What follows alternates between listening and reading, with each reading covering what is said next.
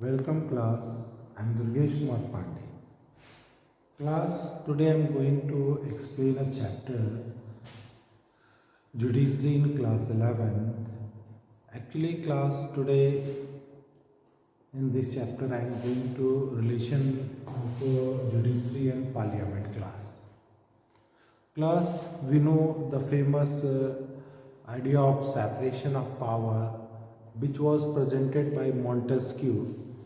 Government would have a three organ: executive, legislature and judiciary.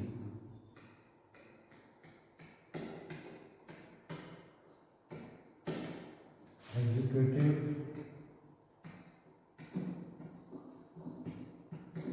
legislature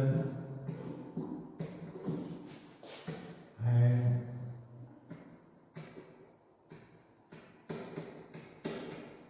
judiciary.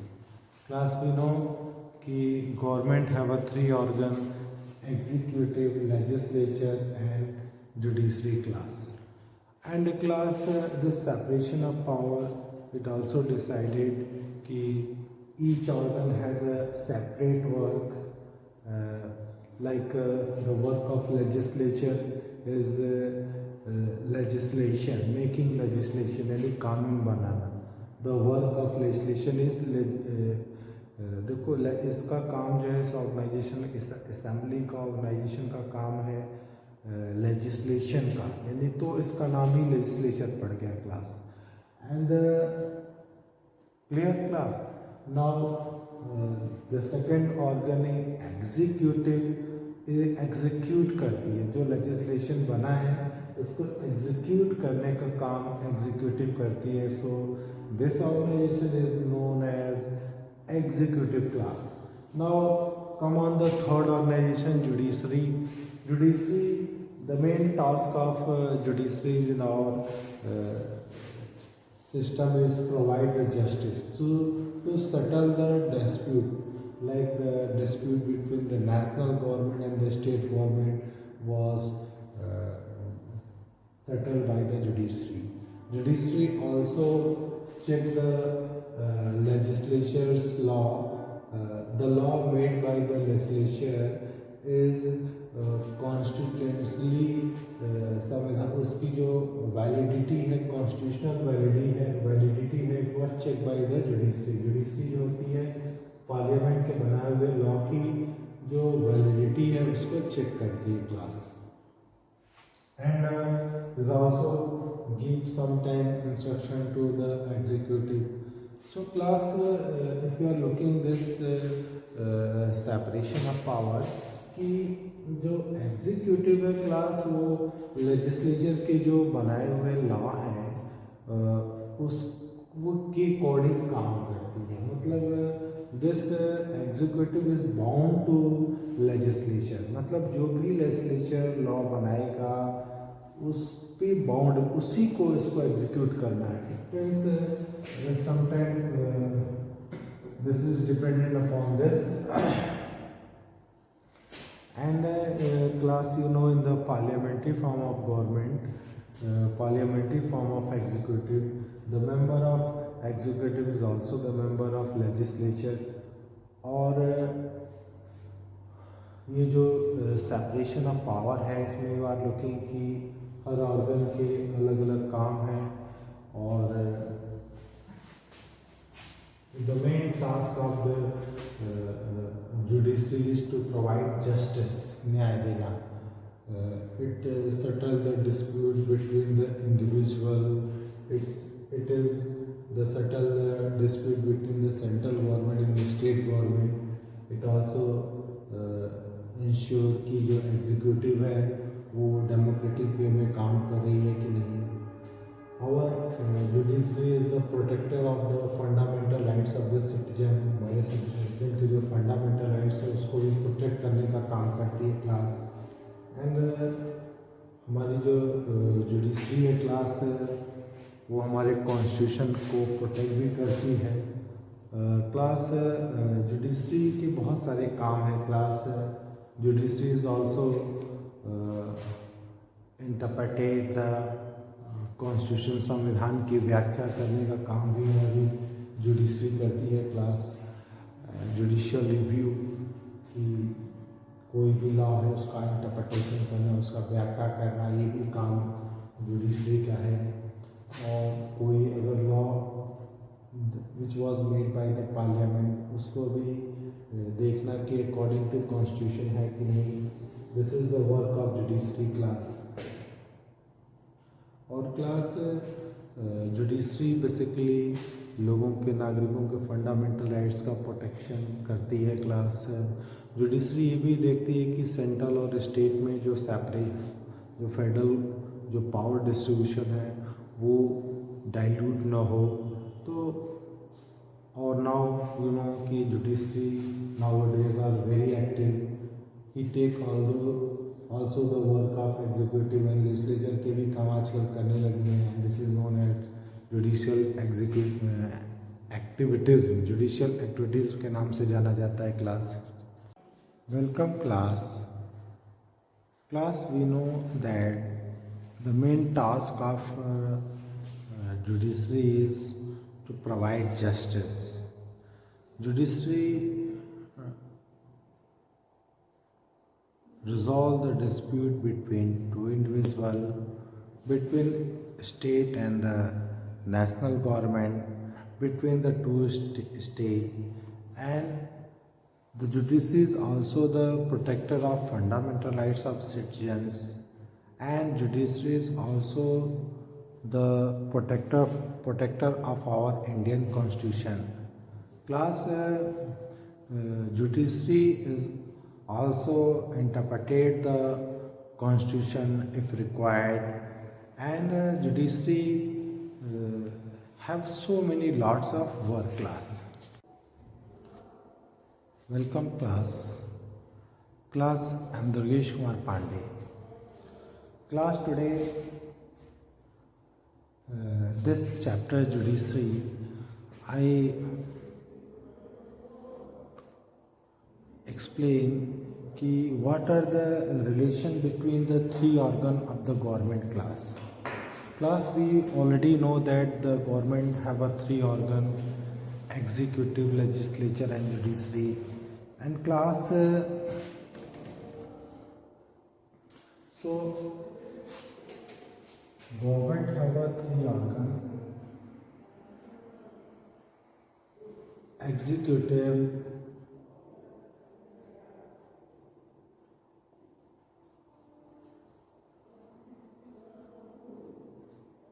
legislature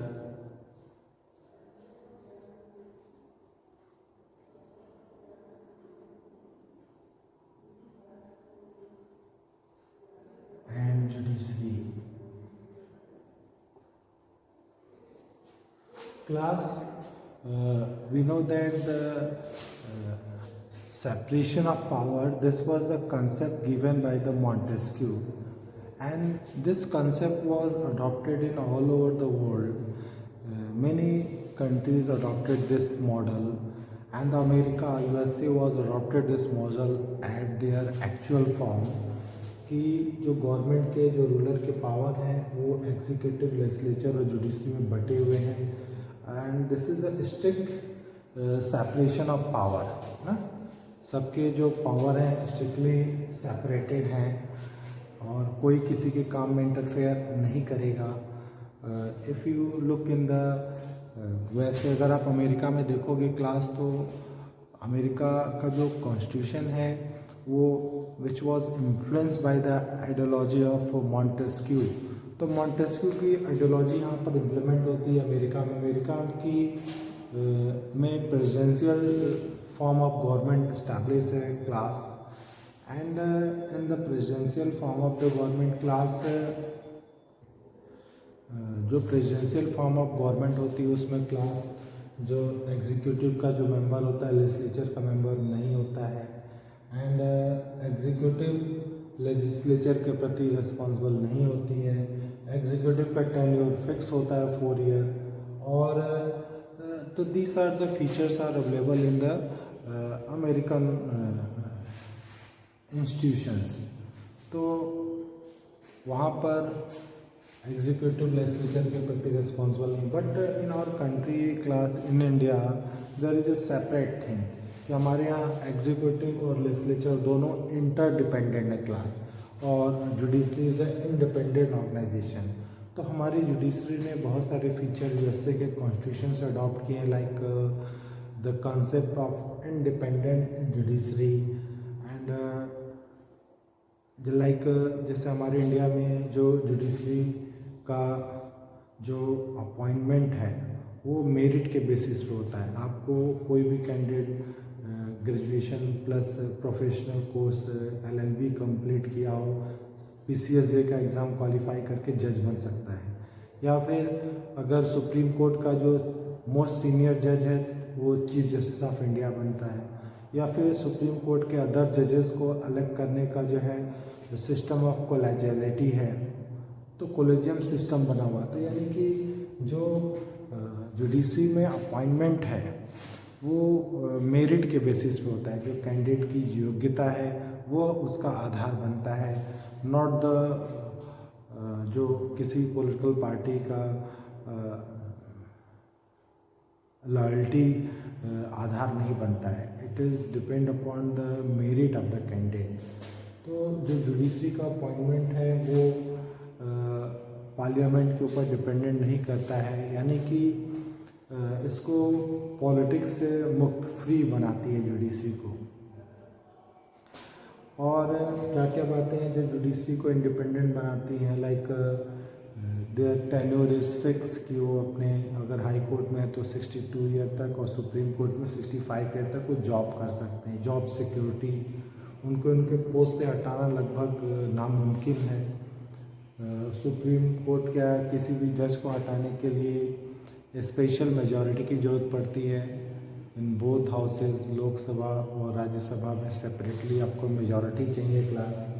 तो judiciary का जो post है बहुत ही सिक्योर है, हटाने के लिए आपको स्पेशल मेजॉरिटी चाहिए, जो आज तक इंडिया की हिस्ट्री में किसी जज के, सुप्रीम कोर्ट के जज को इस तरह से हटाया नहीं जा सका, क्योंकि स्पेशल मेजॉरिटी मिलना नामुमकिन है क्लास, बहुत ही मुश्किल होता है और अभी तक ऐसा केस नहीं हो पाया क्लास। तो ये जॉब सिक्योरिटी जो है जुडिशरी को इंडिपेंडेंट बनाती है ताकि वो फ्री और फेयर होकर के काम कर सके क्लास।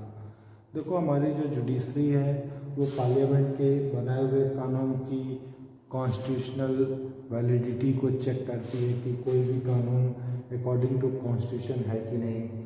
जुडिशरी इस तरह से जुडिशरी का कुछ ना कुछ कंट्रोल हमारे पार्लियामेंट पे है ही है class. Now the time is judicial activities. आजकल हमारी जो जुडिशरी है वो एग्जीक्यूटिव के भी काम करने लगी है, पार्लियामेंट के भी काम करने लगी है क्लास। एंड जुडिशरी सेइंग कि now these days are the time for the public welfare, लोगों के वेलफेयर का जो समय है, और जो एग्जीक्यूटिव है वो अपने वर्क को अच्छे से परफॉर्म नहीं कर पा रही है, पार्लियामेंट अपने वर्क को अच्छे से नहीं कर रही है। दैट इज़ वाई जुडिशरी ने जो पब्लिक वेलफेयर के काम अपने हाथ में ले लिए हैं क्लास। तो that is why this thing is known as judicial activism. और न्यायिक सक्रियता, यानी कि जो पब्लिक वेलफेयर है, लोगों की बेहतरी का काम अब न्यायपालिका अपने हाथ में ली हुई है, जिसको जुडिशियल एक्टिविटीज़म कहते हैं। और इसको सपोर्ट कैसे मिला? अपील के through, public interest litigation class.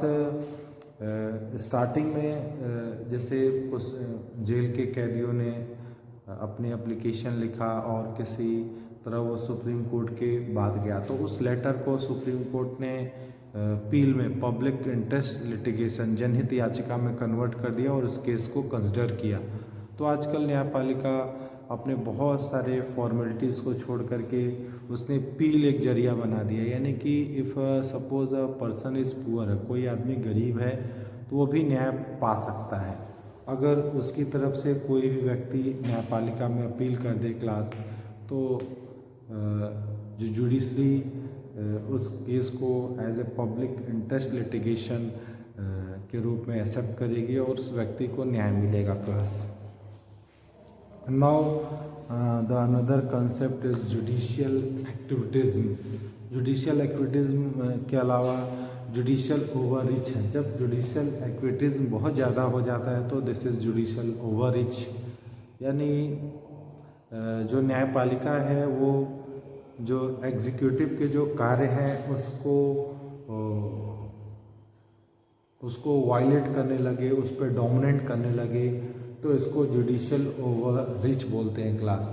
And many times judiciary और पार्लियामेंट में बहुत सारे डिस्प्यूट हुए हैं। You know the popular case Kesavananda Bharati case, कि आफ्टर द इंडिपेंडेंट आज़ादी के बाद सरकार जो है बहुत सारे वेलफेयर कार्य करना चाहती थी, वेलफेयर वर्क करना चाहती थी, बट जब सरकार ने लोगों की ज़मीनें जैसे लैंड रिफॉर्म लॉ लागू किए या फिर लैंड सीलिंग लॉ लगाया, ताकि जो जिनके पास एक्सेस ज़मीनें हैं उसको लेकर के देश के डेवलपमेंट में या गरीबों के बेहतरी के लिए लगाए जा सके, तो उस समय लोगों को फंडामेंटल राइट्स जो राइट टू प्रॉपर्टी उनको अवेलेबल थी, तो वो अपने ये काम अच्छे से नहीं सरकार कर पा रही थी, क्योंकि लोगों ने राइट टू प्रॉपर्टी को लेकर के सुप्रीम कोर्ट में अपील किया।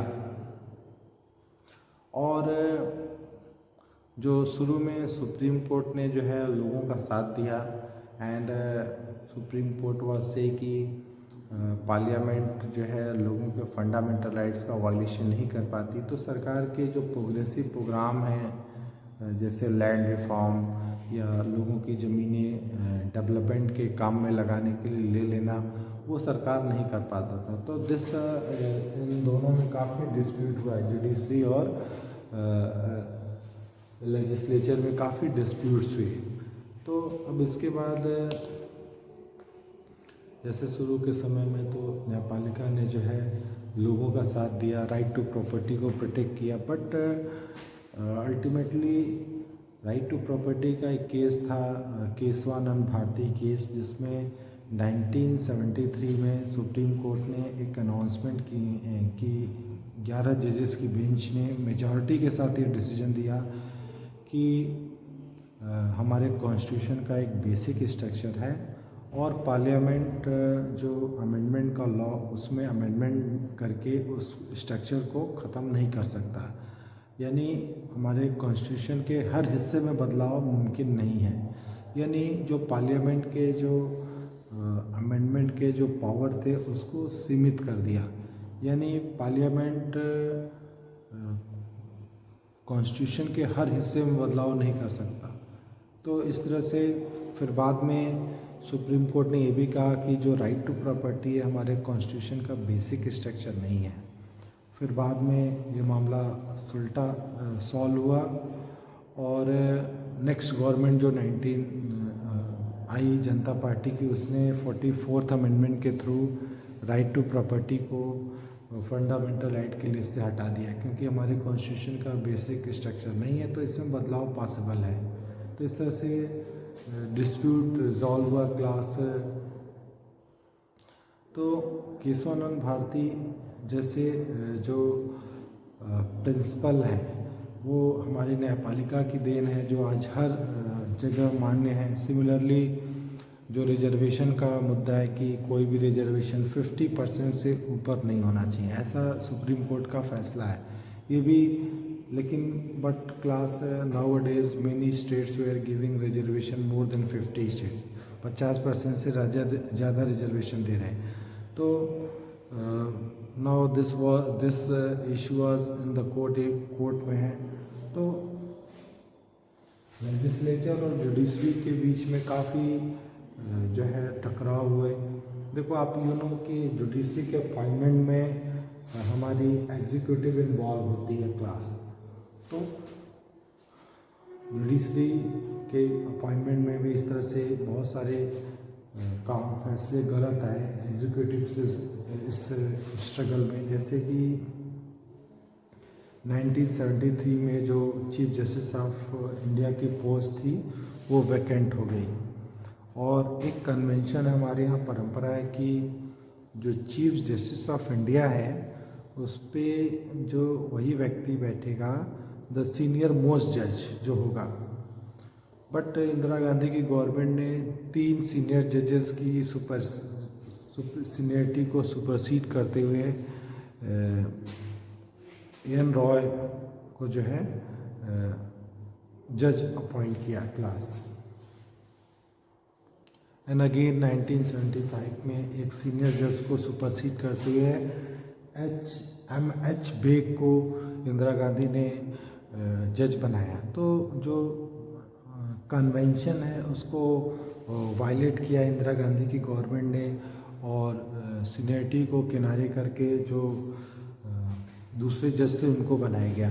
तो this was the time when the legislature और एग्जीक्यूटिव में डिस्प्यूट हो रहे थे क्लास। तो you can they you are looking कि जो जुडिशरी है उसके अपॉइंटमेंट में एग्जीक्यूटिव का हाथ होता है क्लास, और जो जुडिशरी का अपॉइंटमेंट है उसमें कोलेजियन सिस्टम काम करता है class.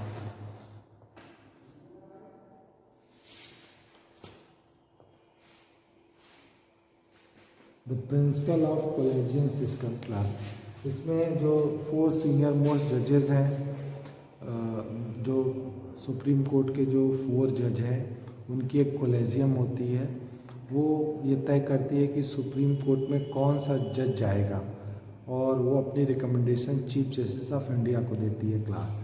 And chief justice of India उस रिकमेंडेशन के हिसाब से जो भी बातें होती हैं वो प्रेसिडेंट तक पहुंचाता है क्लास। और प्रेसिडेंट जो है अकॉर्डिंग टू जो भी उसको रिकमेंडेशन मिला है वो उस पर council of minister headed by prime minister उसकी सजेशन लेता है और उसके सजेशन के अकॉर्डिंग ही एडवाइस से प्रेसिडेंट फैसले लेता है। It means in the appointment of जजेस in the supreme court it was decided by the executive. तो जुडिशरी पे इस तरह से जुडिशरी के अपॉइंटमेंट में एग्जीक्यूटिव का हाथ है और इनको लेजिस्लेचर चाहे तो स्पेशल मेजॉरिटी के थ्रू जुडिशरी को हटा सकती है। तो आप ये देख रहे हो check and balance system, judiciary के अपॉइंटमेंट में एग्जीक्यूटिव को इन्वॉल्व किया गया है और जुडिशरी को डिस्प्लेस करने में लेजिस्लेचर का हाथ है। तो these thing made the system ये चेक एंड बैलेंस, एक दूसरे को चेक एंड बैलेंस करेंगे। इसी तरह से पार्लियामेंट कोई लॉ बनाती है तो उसकी कॉन्स्टिट्यूशनल वैलिडिटी को चेक करने का काम जुडिशरी करती है क्लास। और अगर कोई लॉ जो कि पार्लियामेंट ने बनाया है वो अकॉर्डिंग टू कॉन्स्टिट्यूशन नहीं है तो उसको सस्पेंड करने का राइट जो है जुडिशरी के पास है क्लास। और मेनी टाइम जुडिशरी जो है एग्जीक्यूटिव को भी डायरेक्शन देती है, एग्जीक्यूटिव की एजेंसीज को, कि उन्हें कैसे काम करना है और इनको नोटिस दे सकती है क्लास। तो इस तरह से चेक एंड बैलेंस सिस्टम है। और कि एग्जीक्यूटिव के जो मेंबर होते हैं हमारे यहाँ इंडिया में पार्लियामेंट्री फॉर्म ऑफ एग्जीक्यूटिव है। जो एग्जीक्यूटिव के मेंबर हैं वो लेजिस्लेचर के भी मेंबर हैं। तो इस वजह से एग्जीक्यूटिव पे लेजिस्लेचर का इन्फ्लुएंस तो रहता ही है क्लास। इसके अलावा लेजिस्लेचर जो लॉ बनाएगी उसी के अकॉर्डिंग एग्जीक्यूटिव को काम करना पड़ेगा क्लास। तो you are looking the check and balance system, एक दूसरे को ही कंट्रोल करेंगे क्लास। लाइक ऑटो है, ऑटो के अगर 3 पहिए हैं अपने मन से चलने लगेंगे तो फिर ऑटो का चलना मुश्किल हो जाएगा। इसलिए इन तीनों के बीच में कोऑर्डिनेशन होना चाहिए। और ये जो चेक एंड बैलेंस सिस्टम है एक दूसरे को जो है कोऑर्डिनेट करते हैं कि एक जो है सिस्टम से गवर्नमेंट काम कर सके क्लास। तो मॉन्टेस्क्यू का जो ये प्रिंसिपल है सेपरेशन ऑफ पावर, इसको चेक एंड बैलेंस के थ्रू चलाया जाता है क्लास। हमारे यहाँ पार्लियामेंट्री फॉर्म ऑफ गवर्नमेंट है एंड चेक एंड बैलेंस वो तरीका है जिससे इसको एक दूसरे के साथ ही जुड़े रहते हैं, कोऑर्डिनेशन बनी रहती है। And it is essential for this. इसके अलावा जुडिशरी के पास जुडिशियल रिव्यू है जिसके तहत वो कॉन्स्टिट्यूशन की व्याख्या कर सकती है क्लास, और पार्लियामेंट के किसी भी फैसले को फिर से चेक कर सकती है क्लास।